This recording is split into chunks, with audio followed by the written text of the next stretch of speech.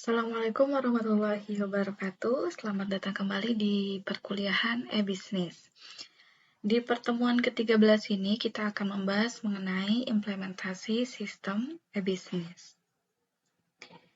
Nah, untuk melakukan implementasi sebuah sistem bisnis menjadi e-bisnis, ada beberapa hal yang perlu disiapkan.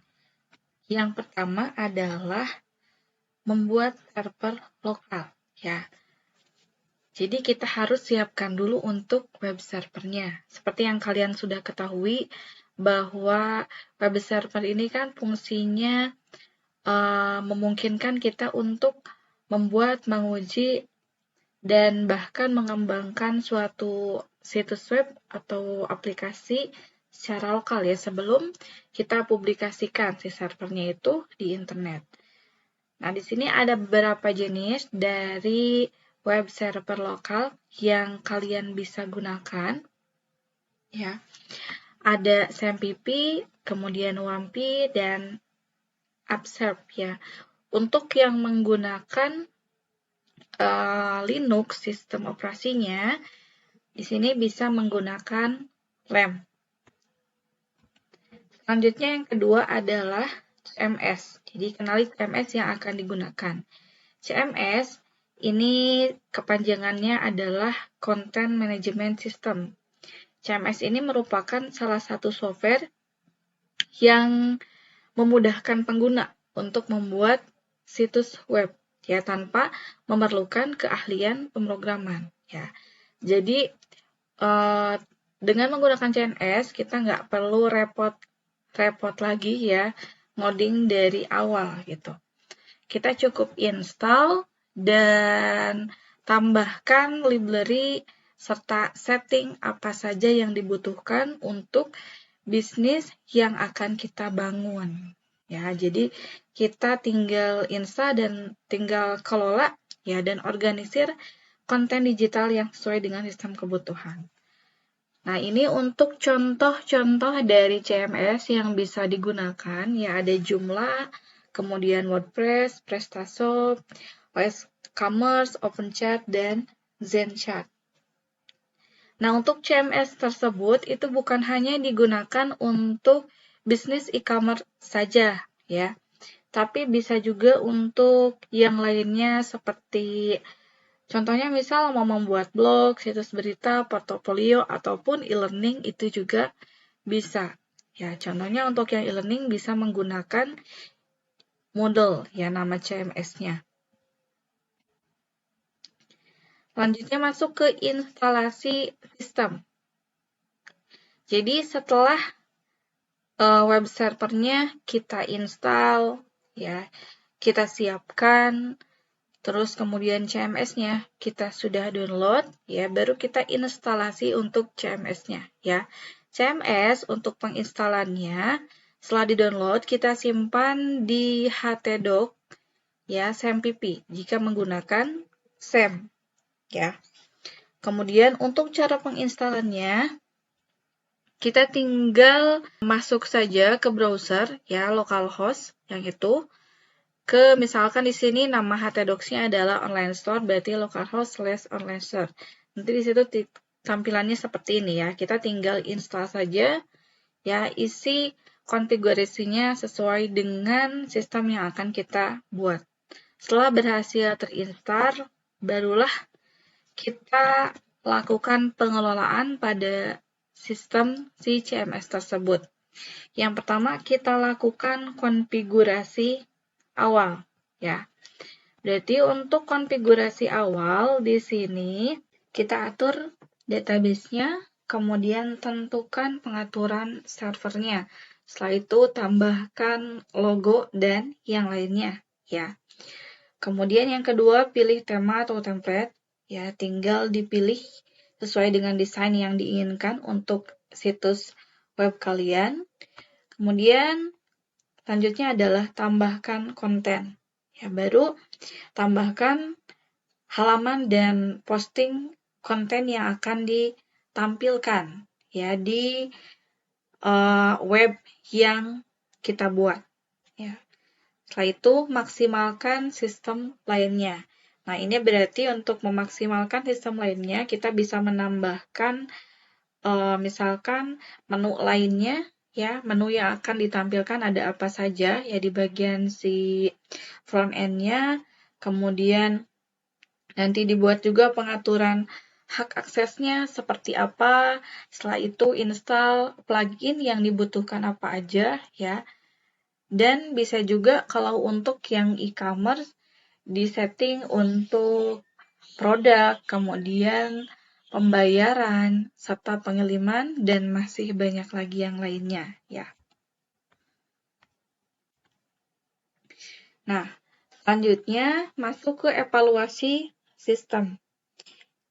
Ya, jadi setelah selesai sistemnya kemudian dievaluasi. Jadi diproses kinerjanya, efisiensinya, ya, keamanan sama keefektifan dari sistem yang sudah dibuat.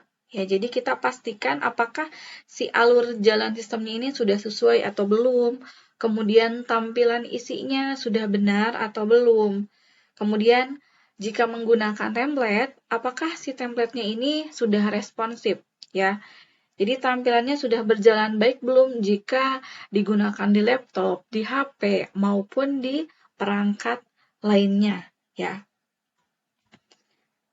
Nah, barulah ya langkah terakhirnya di sini adalah mengonlinekan sistem bisnis. Ini kan merupakan tujuan akhir dari pembuatan sistem e-bisnis, ya. Jadi setelah dibuat di web server, kemudian dipastikan bahwa sistemnya ini sudah berjalan dengan lancar, baru kita hosting atau online-kan sistem tersebut. Nah, untuk mengonline-kan sistem e-bisnis, ada dua hal yang harus disiapkan. Yang pertama, persiapan domain, dan yang kedua, persiapan hosting, ya. Untuk persiapan domain, berarti di sini kita pilih nama domain yang sesuai, yang mencerminkan nama dari bisnis, ya, yang akan dibuat. Setelah itu, persiapkan hostingnya. Berarti pilih hosting yang sesuai dengan kebutuhan dari sistem yang dibangun. Nah, ini untuk contoh domain, ya. Misalkan ada .id, .co, .com, ya, dan seterusnya. Kemudian untuk hosting, di sini ada berapa juga yang free, ya. Namun untuk yang free, itu juga masa aktifnya, ya, masa aktif publikasinya ini tidak terlalu panjang, jadi tetap juga harus membeli kalau untuk hosting, ya. Ini contohnya untuk web yang menyediakan fasilitas hosting, ya. Ada ID Hostinger, kemudian ada biz.nf, kemudian ada 00webhost.com, dan masih banyak lagi yang lainnya. Nah, setelah sistemnya kita online kan atau kita hosting, baru ya kita butuh yang namanya promosi. Kenapa promosi dibutuhkan? Ya, supaya orang-orang mengenal sistem yang kita buat, ya, bisnis yang kita buat, sehingga nantinya diharapkan bisa meningkatkan kenaikan angka penjualan, ya. Promosi ini merupakan upaya untuk memberitahukan atau menawarkan produk maupun jasa yang tujuannya itu adalah menarik calon konsumen untuk membeli atau mengkonsumsinya. Nah, ini ada beberapa perkembangan, ya, dari promosi dari masa ke masa. Ya, pada tahun 1900 promosi bisa dilakukan melalui telepon, kemudian radio. Setelah itu ya berkembang lagi melalui media TV, ya berkembang lagi setelah ada internet, ya melalui email, ya. Dan untuk saat ini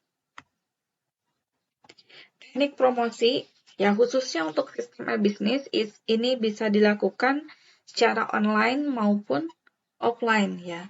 Untuk secara online ini salah satunya ya bisa digunakan dengan misalkan share melalui medsos, kemudian dengan menggunakan email marketing atau berkolaborasi dengan influencer. Terus juga bisa dengan mengoptimalkan untuk mesin pencari atau SEO-nya ya.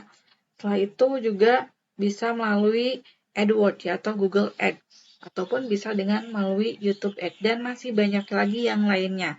Sementara untuk yang offline-nya berarti bisa melalui misalkan banner ya. Kemudian juga bisa melalui koran ya, majalah dan seterusnya. Ini ada e-payment ya, di mana ini merupakan suatu sistem yang menyediakan alat-alat untuk pembayaran jasa atau barang-barang yang dilakukan di internet ya.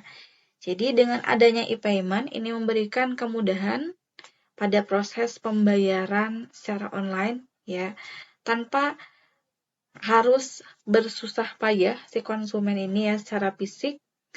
Jadi bisa dengan cepat dan praktis menyelesaikan transaksi pembelian. Ya, jadi dengan adanya e-payment ini memungkinkan bisnis menjangkau pelanggan bukan hanya di satu wilayah saja, tapi bisa sampai ke berbagai belahan dunia ya, karena menerima pembayaran dengan metode internasional yang beragam. Nah, di e-payment di sini ada 4 pelaku yang terlibat. Yang pertama ada issuer. Issuer ini berarti bank ataupun lembaga non-banking ya, yang digunakan untuk menampung dari pembayaran e-payment ya di suatu e-bisnis. Kemudian yang kedua ada konsumen, jelas ya, berarti ini yang melakukan pembayaran. Ya, kemudian ada penjual yang menerima pembayarannya, dan yang keempat ada regulator. Nah, ini biasanya pemerintah ya yang mengontrol ataupun memberikan aturan untuk mengontrol e-payment. Nah, untuk model dari e-payment ini ada banyak sekali jenisnya, antara lain ada e-cash, kemudian e-wallet, virtual account, PayPal, bank transfer, dan masih banyak lagi yang lainnya. Oke, terakhir, karena sistem yang digunakan untuk e-bisnis ini dia terpublikasi bukan hanya di satu wilayah saja, tapi memungkinkan di berbagai belahan dunia, otomatis ancaman umum ada di sistem e-bisnis. Contohnya, bisa saja terjadi pencurian data ya dari orang yang tidak bertanggung jawab, kemudian terjadinya fraud ya, dan bahkan akses yang tidak sah oleh seorang terhadap data milik orang lain.